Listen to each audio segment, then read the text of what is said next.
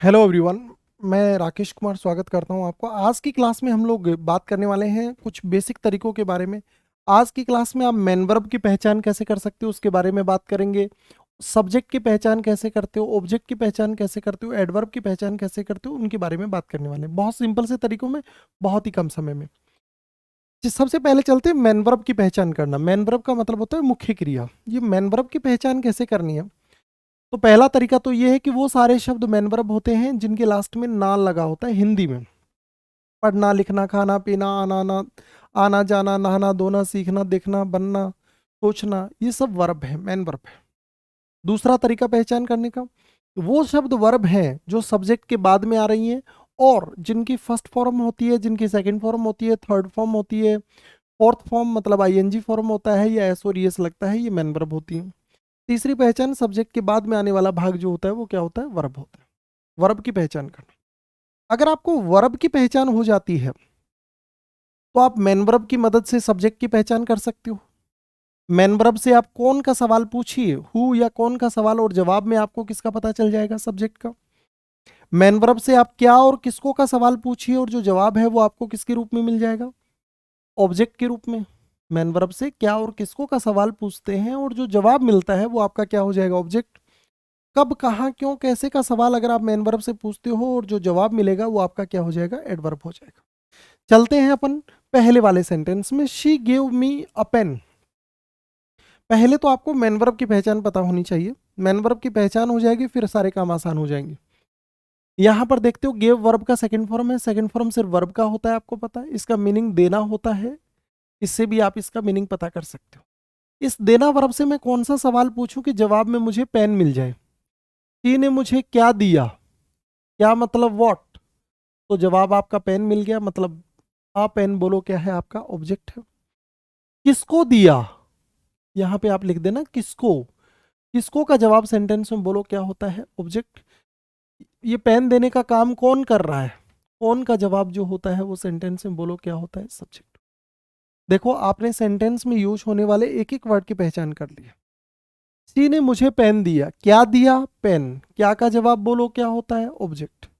किसको दिया? मुझे दिया। क्या जवाब हो गया? ऑब्जेक्ट। एक सेंटेंस में दो ऑब्जेक्ट हो सकते हैं, डायरेक्ट ऑब्जेक्ट और इनडायरेक्ट ऑब्जेक्ट। डायरेक्ट ऑब्जेक्ट वो होता है जो डायरेक्ट ऑब्जेक्ट वो होता है जो किसको दर्शाता है? वस्तु को दर्शाता है, थिंग को दर्शाता है। और इनडायरेक्ट ऑब्जेक्ट जो होता है ये व्यक्ति को दर्शाता है। ठीक है। इसका मतलब पेन और मी में से अगर मैं बात करता हूं तो मी जो है वो इनडायरेक्ट ऑब्जेक्ट है और ए पेन जो है वो आपके पास में डायरेक्ट ऑब्जेक्ट है। और दो ऑब्जेक्ट एक सेंटेंस में हो सकते हैं।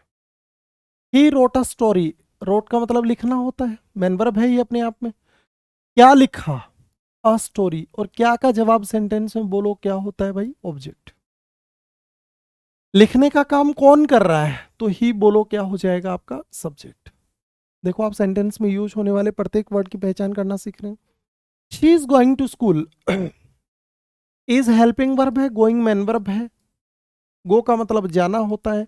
कहाँ जा रही है? स्कूल। और कहाँ का जवाब सेंटेंस में बोलो क्या होता है भाई? कहाँ मतलब वेयर का जवाब सेंटेंस में बोलो क्या होता है? एडवर्ब।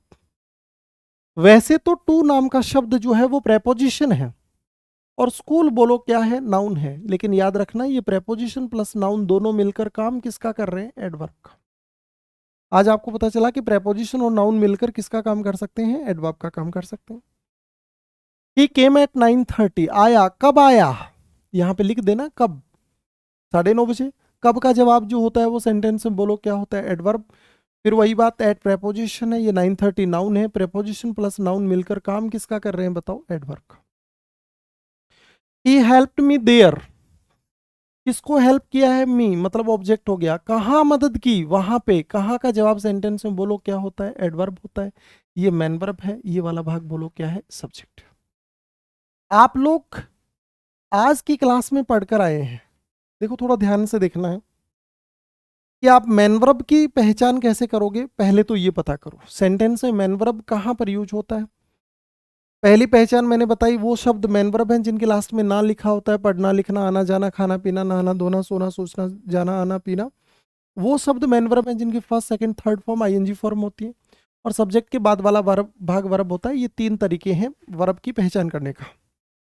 आपको अगर मेन वर्ब पता चल जाए तो मेन वर्ब से कौन का सवाल पूछोगे और जो जवाब मिलेगा वो आपका कौन हो जाएगा, सब्जेक्ट हो जाएगा। क्या किसको का जवाब पूछोगे तो कौन मिल जाएगा, ऑब्जेक्ट। और कब कहाँ क्यों कैसे का जवाब क्या होता है, एडवर्ब। पहला सेंटेंस था she give me a pen, she ने मुझे एक पेन दिया। क्या दिया, पेन, ऑब्जेक्ट है पेन। किसको दिया, मुझे, तो मी भी ऑब्जेक्ट है। कौन देता है पेन, शी। कौन का जवाब बोलो क्या होता है, सब्जेक्ट होता है। यहां से देख लो आप लोग। आगे देखते हो, अगला सेंटेंस आपके पास लिखा गया है ही रोट अ स्टोरी। ही ने, रोट मतलब लिखना, क्या लिखा, स्टोरी, ऑब्जेक्ट हो गया। कौन लिखता है, ही, सब्जेक्ट हो गया। She is going to school, she school जा रही है। कहाँ जा रही है, स्कूल। कहाँ का जवाब क्या होता है, एडवर्ब टू प्रेपोजिशन है, स्कूल नाउन है, प्रीपोजिशन प्लस नाउन मिलकर काम एडवर्ब का कर रहा है। गोइंग मेन वर्ब है, इज हेल्पिंग वर्ब है, और सी बोलो क्या है, सब्जेक्ट।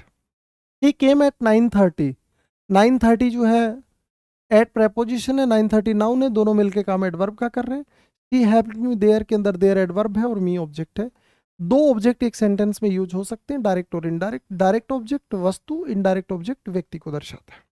इस तरीके से आज की क्लास में हमने मैन वर्ब से सब्जेक्ट की पहचान करना, ऑब्जेक्ट की पहचान करना, एडवर्ब की पहचान करना, ये सब बातें जानी है। जुड़े रहिए हमारे साथ इसी तरीके के और इंटरेस्टिंग वीडियोस को जानने के लिए। बस धन्यवाद आज की क्लास।